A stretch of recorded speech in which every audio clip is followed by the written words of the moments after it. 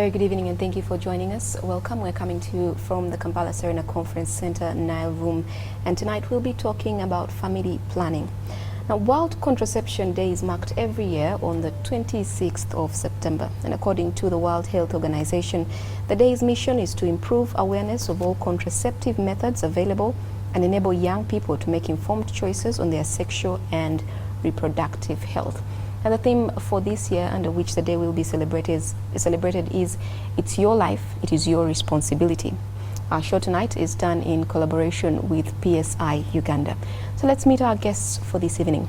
And I'll start right next to me. We have Terry Namatovo, who is a clinical officer working at NAP, a pro-farm health facility in Lueza. Yeah. Her mother is a midwife, and they're both actively involved in service provision within the community. Terry, you're welcome. Thank you. All right. And right next to Terry is Dr. Francis Ndamaje, who is a member of the Uganda Medical Association. He's currently working with PSI Uganda as a health services coordinator, dealing mainly with quality of care in both private and public sector. He has previously worked in public service in Naguru and Mubende. Welcome, Dr. Francis. Thank you very much. All right, let's say it as it is.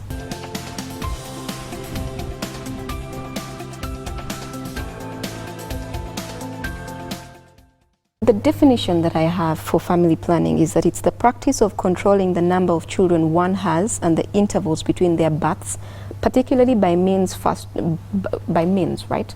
Does that sort of answer what family planning, the same definition you have?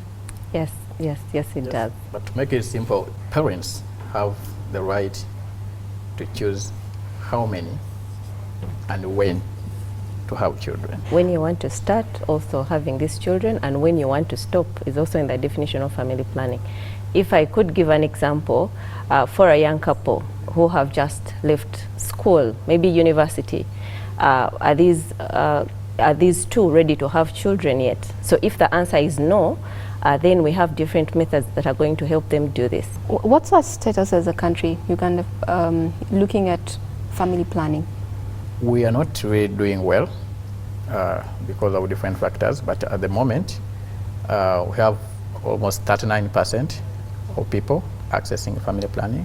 When you say we're not doing well, yes, what does that mean? There are people who need family planning. They cannot access it at the moment. Okay. And that's almost 30 people every 100. It means if they had a chance, they would actually get the family planning with them. Okay. Then when you look at what we have failed to control, we have fertility rate, the number of children that each woman actually can have at the moment. Each of the ladies you can see here can produce 5.4 children. That is a huge number. I mean, when 5.4 for everyone who is here, you find that we need to control the fertility of the country. I know it's been said before about how the number of children is not really the problem, and this has been said by the bigger people that we look up to. Do you think it is? Well, the children wouldn't be a problem, but the quality of life that the children are living. We may look at what is in the city now, but when you go deep down, people cannot educate. Okay. Even 3 children. So when they go beyond that number, you find that the quality of life for the children will be poor, the quality of life for the family will be poor, and then the whole economy of the country will be poor. Okay. So it's 2018 now, and you're saying that right now 30 out of 100 do not have access to family planning. Yes. Methods. Where would we like to see ourselves? Maybe in the what would you like to see? Yes, the ideal is everyone who needs family planning should get the method. Okay. And we would be doing away with the unmet need, the 30% who do not have should access. And this would actually help us because the overall goal we want to reduce the number of people or mothers who die while giving birth. And if we effectively get family planning, at the moment, we have 336 mothers dying in a year per 100,000 live births. But if we could we'll reduce that number by 90. Because some of those women are dying because they're Pregnancy-related It's pregnancy-related. complications. So if they don't get pregnant, they cannot. What then if they die. wanted to get pregnant? Well, a woman should not die as a result of preventable causes of death during pregnancy.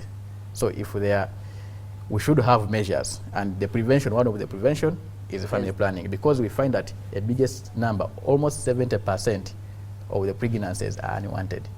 So the 30% can be cared for, but if you have so many unwanted, they end up into abortions, and you find that you actually have a lot of death of mothers. All right. Well, health facilities like yours, Terry, that's NAP, Yes. yeah, right?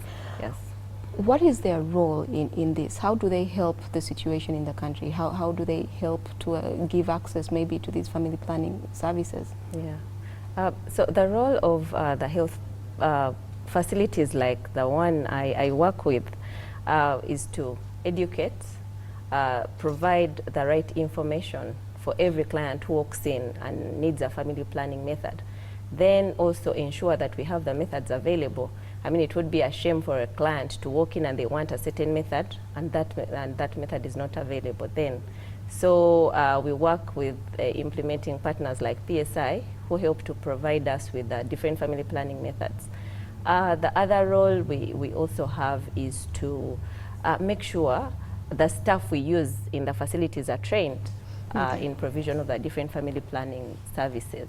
Okay. And PSI has been able to do that. One of the things you said was to ensure that these family planning methods are available. Yes. Is that ever a problem for us, that maybe in Uganda you'd find that we have a shortage? For some facilities, that could be yes. There could be facilities out there where people are walking and some of these methods are not available. But for the facilities that are working with PSI, especially mine, I'll speak to what I have good information about. That is, we are working with PSI and the family planning methods are always available. So I'm a young person and I walk into a health facility, whether yours or any health facility, and I want a family planning method. Take me through the process. I actually carried. I was wondering what that was, what it carried. Yeah. Okay. This is a package of the different kind of family planning methods are available. So I'm glad to have you in my facility, and I'm happy that you have chosen to take the decision and use a family planning method. So I want to take you through the different kind of methods we have available, and from those you can make a choice. Is this what every health facility actually does? Do they pull out all these methods, or do they tell me, you've had 5 children, you really, really need, here you go? Every facility that is trained or has a trained healthcare provider in provision of family planning services will make sure that you have the informed consent. Okay. They'll make sure they take you through the different methods before you actually choose what method you want to use for yourself. So what methods do we have? So we have the short-term methods, and these are the methods that work or that provide protection for a limited period of time. That is what the short-term means. So among these, some are hormonal, some are non-hormonal. Some do use hormones, and some actually don't use hormones. So among those that don't use hormones in the short term, we have the condoms, that is the female and the male condoms. And these are called true short term because you can only use it at one point in time. You can only use one condom once. Then we have the pills, that is the combined oral contraceptives, and then the progesterone-only contraceptives. Okay. And these are also short term. You take one pill after a day, so it gives you protection for only a period of 24 hours. Then we also have the injections. These also are short term, being that they only give you protection against pregnancy for a period of 3 months. That is, there is one for 3 months, and there is another that gives you protection for a period of 1 month. Okay. So yeah, those are the short term. Then we have the long term. As the word says, long term is they give you protection against pregnancy for a longer period of time.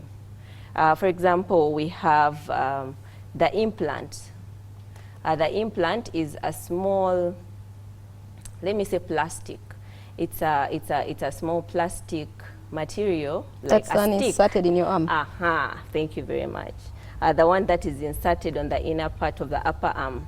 And this should be done by a trained healthcare provider. This gives you protection for a period of 3 years. And then there's another one where there are 2 sticks, the one that's called Jadel.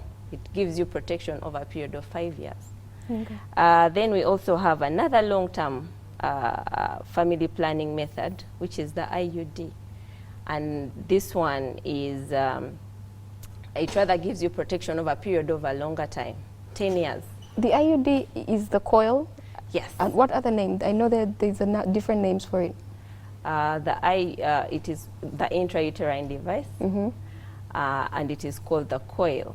So it's just those 2? Yes. There are other versions in the local languages. In the local, okay. Yes. Yeah, so this, the IUD, or the intrauterine device, the coil, yes, is inserted into the uterus. You're taking quite a bit of time with that one. Is it very special to you? This is thank you for raising that, Josephine. As a matter of fact, I'm a certified user of this one, of the coil. There are so many misconceptions about this method, and few people actually show interest in taking it on, yet it's actually a very good method. I've been certified using it for a very long time. with no side effects. Okay. Yet. So the long-term methods you've shown are the implants and the coil. Yes. I know there is a tubal ligation for women and there is vasectomy for men. Yes, that is the permanent method. I was going to that. That is also another option. So the vasectomy is done by blocking off the tubes that carry the sperm for the man. So these are blocked off, and that means that there will be no sperms released for the man. However, it is important to note that this takes on effect after a period of time. So it's not immediate? No, it's not immediate. And to use it and to be certified that it is going to be effective, they need to check the sperm count. They need to check the semen to make sure there is no sperms anymore, because it takes a period of time to become effective. Okay. Then the tubal ligation, which is about blocking the tubes that carry the eggs for the woman.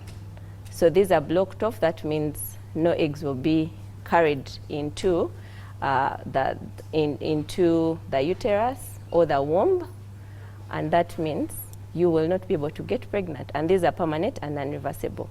While these two, while these the other long-term are reversible. You can take out the IUD at a certain point.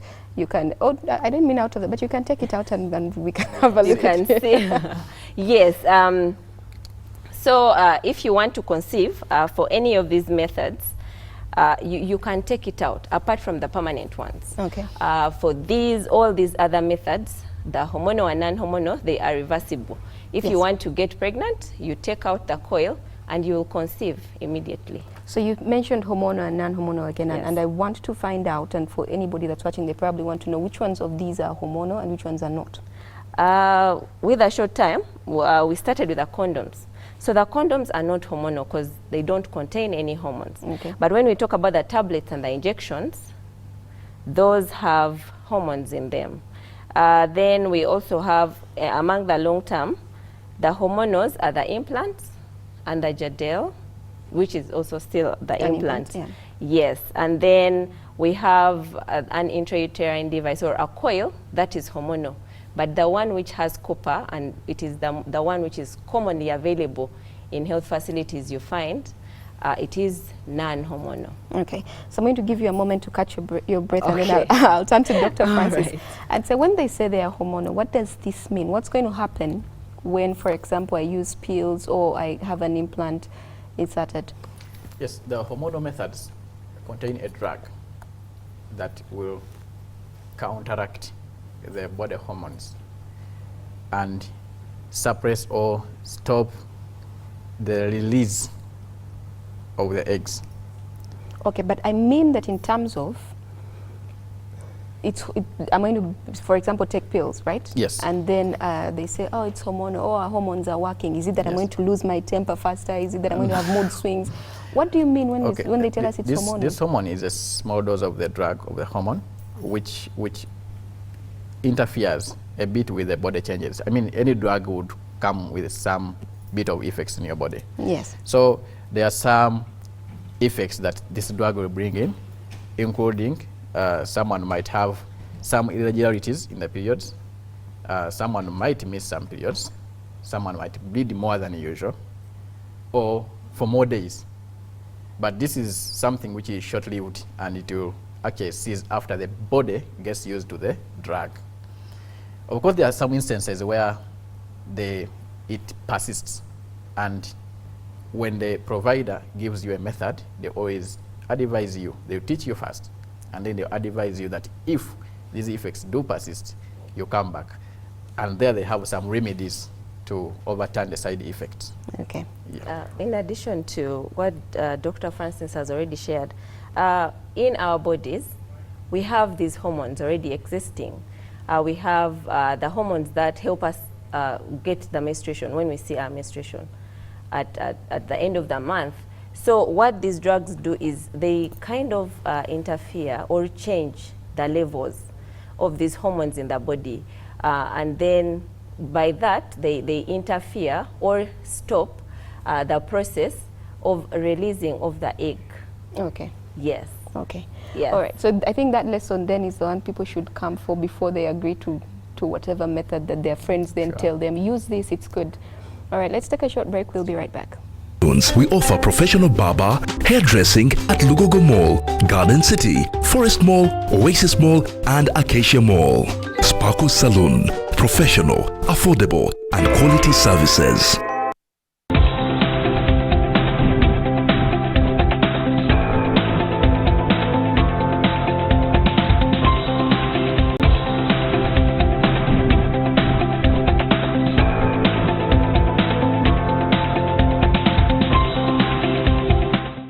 Welcome back. We're coming to you from the Kampala Serena Conference Center Nile Room, and we're talking about family planning tonight. So you've been telling me about the hormonal changes and everything that comes with these family planning methods. Let's talk about side effects. Yes. So there are different side effects for different methods. For example, when we look at the tablets, some of the side effects, because you swallow it, some of its side effects are going to be nausea. It will make you feel like vomiting sometimes for some people. It's also important to note that not everybody gets the same side effects. Different people get different side effects, but some of the common side effects, for example, for the pills, the nausea and vomiting, for some people, then some people will have a headache. Then some of them, especially the ones that contain one hormone, the progesterone only, they have an effect of changing or disturbing, I would say, the menstrual flow.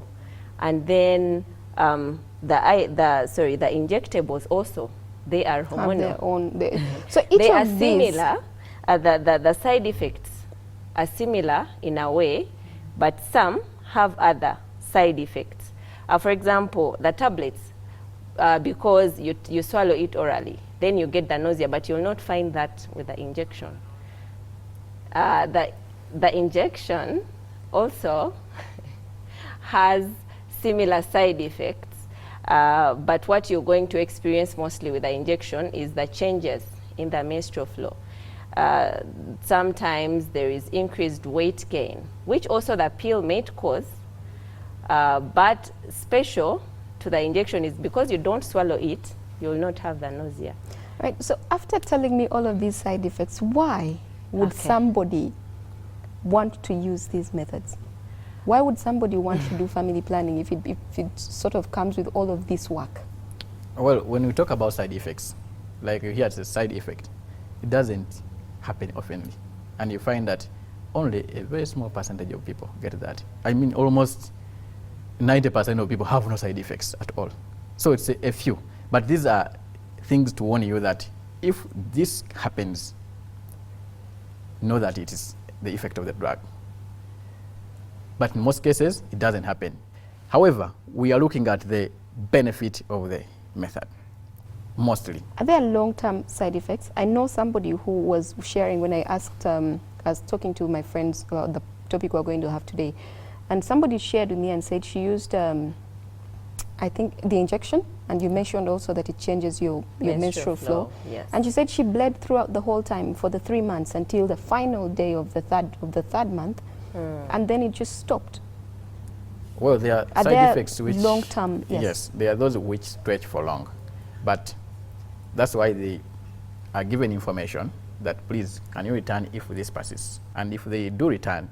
But if someone finds not a big concern, as the bleeding is yes much, but it's not a big concern to me, they actually, some of them would not come back because they are not so much uncomfortable with it. But those who become uncomfortable, we always follow the instructions from the medical worker and come back.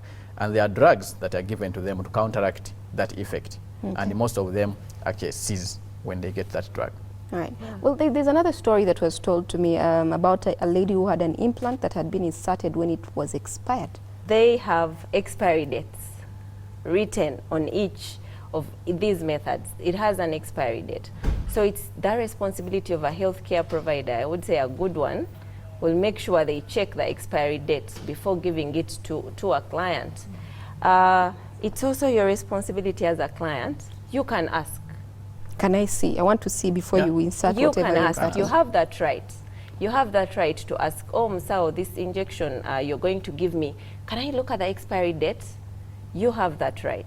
Okay. Yeah. So I know that most of these really are we're looking at the young people, right? Because we keep talking about teenage pregnancies and things. Do you have like youth ambassadors that are reaching them? Because I know that it's easier for them maybe to listen to their peers than to listen to much older people telling them what to do with their sexual reproductive health. Yes, with PSI, we do support the pro-farm network of facilities. And in each of the pro-farm network, we have a youth corner. So when we do train our providers, the healthcare providers, we train them in adolescent health. So they are youth-friendly. All of them are youth-friendly. As long as you walk into a pro-farm, you get the services that are towards your age. I mean, they will handle you as a youth. The services for youth? I mean, the handling, the way the provider handles the client, they do not handle you, they are not judgmental about age and all that. And then we have the peer educators who reach out to the youth. They have sessions. We have a project that looks at only youth, and they do concerts here and there in different areas, and they do engage the youth to actually get the sexual reproductive health services. Okay.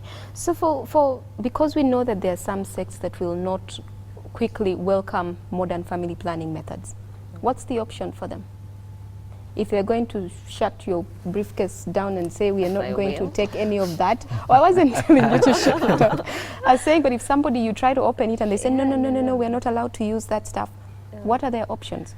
So as we had already discussed earlier, family planning is about you making the choice. You make the decision, and you also choose what kind of method is going to be good for you, what is socially acceptable to you or culturally acceptable to you. Yes. So there's a variety of methods.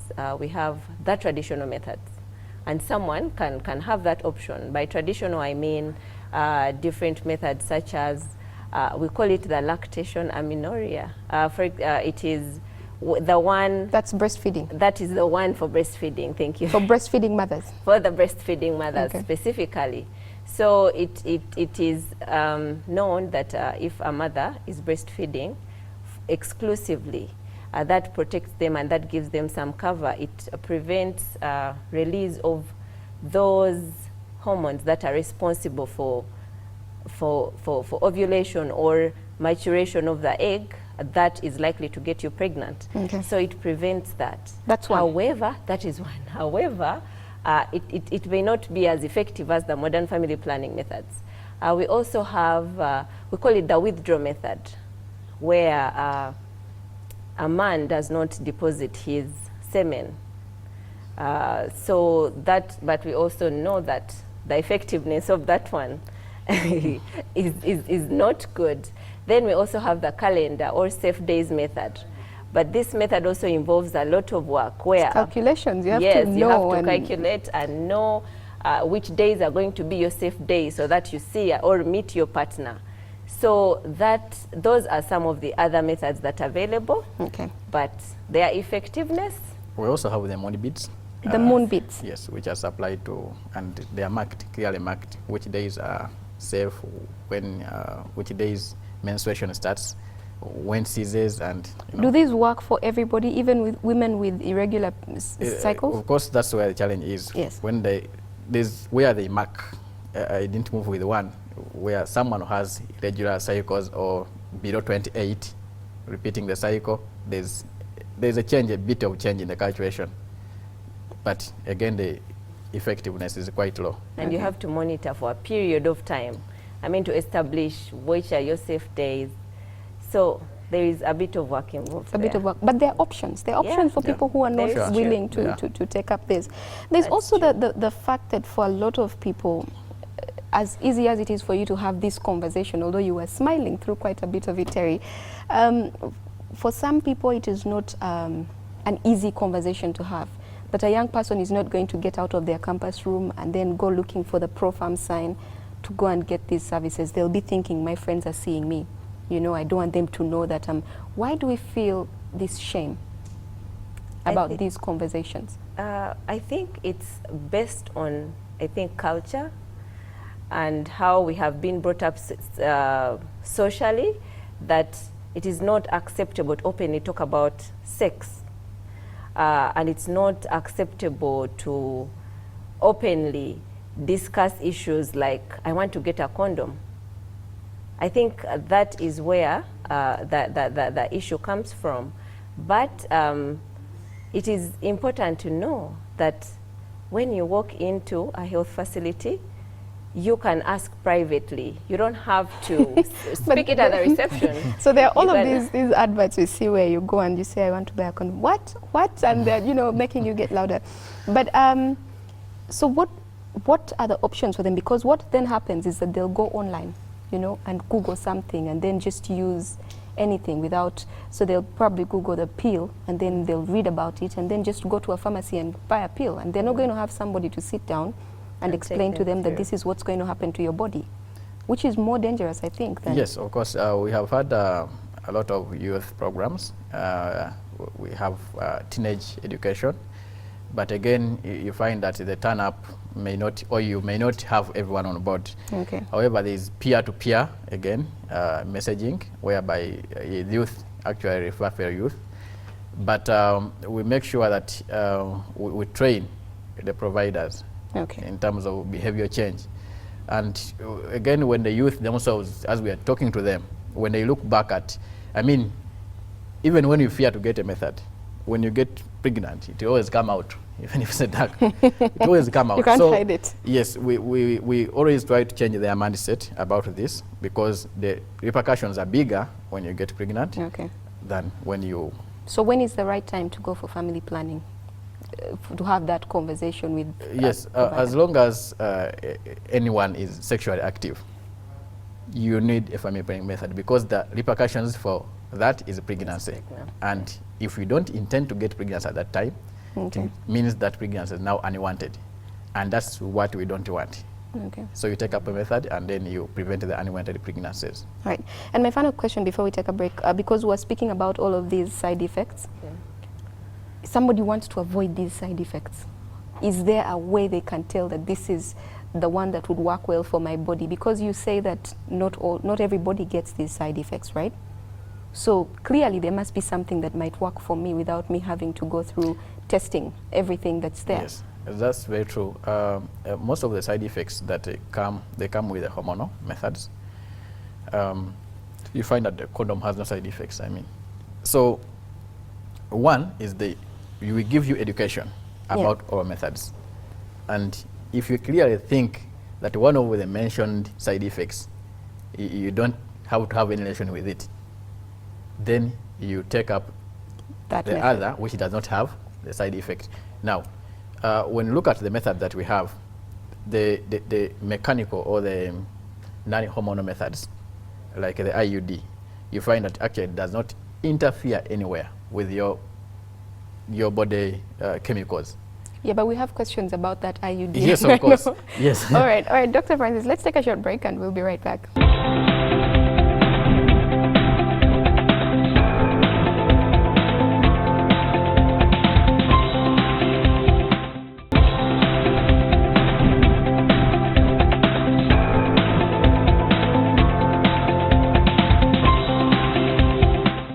Welcome back. We're coming to you from the Kampala Serena Conference Center Nile Room, and we're going to take some questions now about our conversation tonight on family planning. Yes, you have a question? Isn't there an occasion where a hormone is just broken down by the body, where it is administered and it is not effective, okay? Then the second question is, since there is shame for acquiring condoms in the health facilities, okay? Can't we just, don't you think these condoms should be exposed on streets and along the roads, okay, so that maybe people are no longer ashamed to pick up the condoms? The first question about the hormonals, exactly that's why when you talk about the injectable, or first the pill is taken daily. It means after 24 hours, you need another one. That means the hormone's expired. Same with injectable. After 3 months, it's expired, so you need to take another one because the body has actually dissolved the hormones. However, there are failures, contraceptive failures, whereby it fails. This is something that happens like 1 in 1,000, whereby it does not work to the expectation. And those are rare cases, but yes, it can happen. That very same question about when the body utilizes or breaks down the hormones quickly. For example, when we are giving someone the injection, we tell them don't massage, because that increases the speed at which the hormone is going to be broken down. So you're not supposed to massage, and the health worker will clearly tell you that. If you massage, it means the injection will not work for the full 12 weeks as recommended. Okay. And the next question was on making condoms widely available on the street. Actually, we do have one of the projects, the youth projects, whereby our agents go on into markets, schools, giving out the condoms. Of course, there's the argument that then you're promoting promiscuity and whatnot. Not really. By the time someone picks the condom, they are sure they are going to use it for something they have been doing. So, but again, in the public places, public toilets, these dispensers are there. In the guest houses, where you can pick it free of charge. Should really family planning be for everyone? Thank you. Well, everyone who is not intending to get pregnant should take family planning. Or Now, just abstain? The people who are reproductive age group, everyone, for example, after delivery, a mother is supposed to at least conceive after 2 years. So we expect her to be performing some bit of family planning during that period. Again, for those who have got spontaneous abortions or what we call miscarriage, we expect them to conceive after 6 months if they are intending to get pregnant, and they should have a family planning method of any. It could be traditional, it could be modern, but they should at least practice family planning for that time. Okay. Another question? Yeah, you talked about the coils and the implants. Is there a possibility of getting maybe cancer if you use them for a long time? There's been a lot of myths and misconceptions about these family planning methods. For example, the coil and the implant. But I want to assure you that that's a myth, and no study has come out to say that these methods do actually cause cancer. So it is a myth, and it's not true that these methods cause cancer. I am a certified user, and I have not gotten any cancer for How long for have you been using the IUD? 6 years. For 6 years. No incident that should worry. And I've used it for about 5 years. There is no incident. The only thing in the first time that we actually give education to mothers is, or to anyone who is planning to use it or who uses it, is in the first few weeks. It's a bit discomforting. Remember, it's like a foreign body in your uterus, so the body will try to expel it. So you have that cramping in the first 6 weeks. You experience a little bit of abdominal cramps, maybe you could experience a little bit of bleeding here and there, but that's a side effect that goes as it goes at most it will take about 2 months. Assume I've gone to something like a pharmacy and I've not had enough time to maybe interact with those workers and know the best method I should use. So how can one know the best method that can work for them? If you get education about it, it's about choice. The information you have got from the service provider is what will inform you on your choice. 2, you can only know the best method if you have been using it.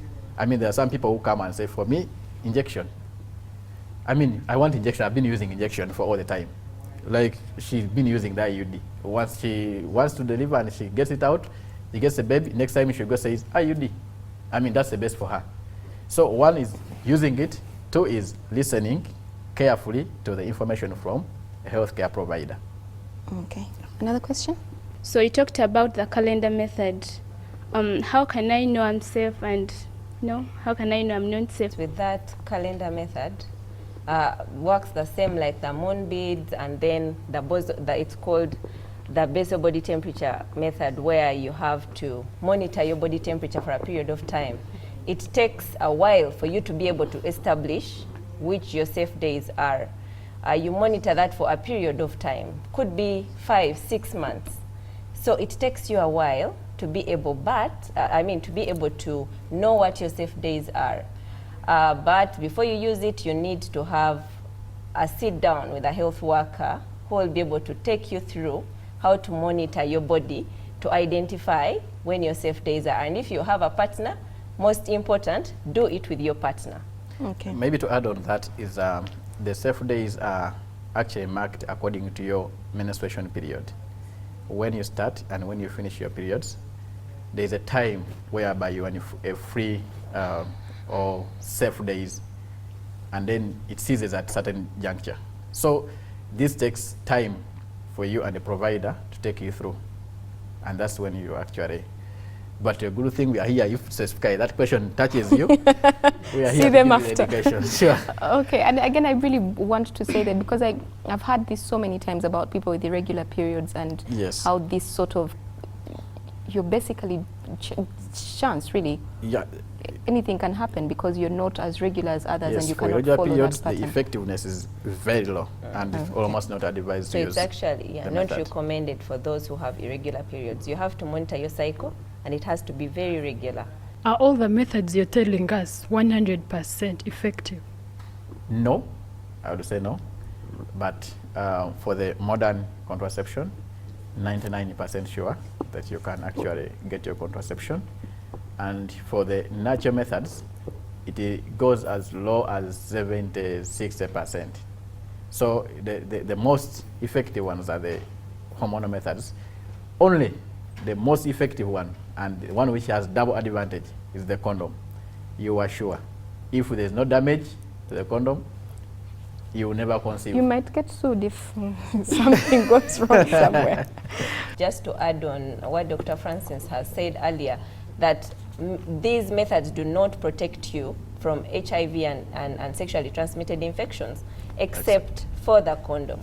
Okay. So the rest do not provide you protection against HIV and AIDS and sexually transmitted infection. Assuming someone has STDs, can she also use a coil? So the health worker will be able to identify that when you go, and they get a clear history before they actually apply or insert the method for you.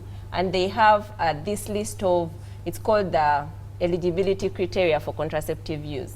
So they will be able to identify different medical conditions you have that actually cannot be, where the method cannot be used. So the health worker will be able to help you. To sum this up, I'd like one of you to talk about partner involvement. Should a partner be part of this conversation on family planning? Should they come with you to the clinic when you're going to get it? Should they even know that you're planning to do this, so that you're actually going to use a coil? I know that people fear that it can be felt. Should this be a conversation that is between two people? And finally, what would you like us to take home from this conversation? Yes, one of the things is that family planning is a basic human right. And like we said, the couple should be able to determine when to get pregnant and how many children to have and when to have the children. So the first thing is that, well, we would want the partners to get involved, and we have been advocating, because you find that the side effects may not only be for the lady who is using it, but also for the man. And also the man should be, is a stakeholder in the family matters, how many children to have. So at times, actually, we have found success stories whereby someone came and saying, the woman is saying that I have these side effects. Then the man came for a vasectomy, said, when I have a vasectomy, she won't have to deal with that. She won't have to take the methods. Okay. Meaning it is good to have a partner involvement. But of course, we have so many single mothers, sexually active. We have so many people who are not married, whereby, again, it is their right, it's their body, and it's them to choose. Okay. Yeah. Your parting shots from this conversation. Let us not listen to our friends. Let us get the right information. There are so many myths and misconceptions about these different methods that have stopped women from getting them, and this has translated into unwanted pregnancies. So if you hear something from a friend, try to find a healthcare provider who will be able to give you the right information. Okay. Yes. All right. And finally, Dr. Francis? Uganda, the partners implementing family planning, they are committed to giving high quality family planning, both in terms of education and service provision. The government has a commitment of $5 million to this cause, and we are saying we want to prevent teenage pregnancy. A girl should not get pregnant when they don't want. So because we find that this would translate into unwanted pregnancies, and many people do it in a bad way and they get death, which may be instant or long-term complications. Okay. So we want to prevent this by providing you with a method of family planning. Walk into any facility and ask for the information so that we deal away with teenage pregnancies. All right. Thank you very much, Dr. Francis. Thank you very much, Terry, for taking the time to educate and inform us. Our show tonight has been done in collaboration with PSI Uganda, and we thank you, all of you, for watching. Coming up is NTV Weekend Edition. Keep it NTV. Renew your monthly basic bouquet subscription of 18,000 shillings before it expires. Then enjoy 3 free days only on StarTimes. Enjoy digital life.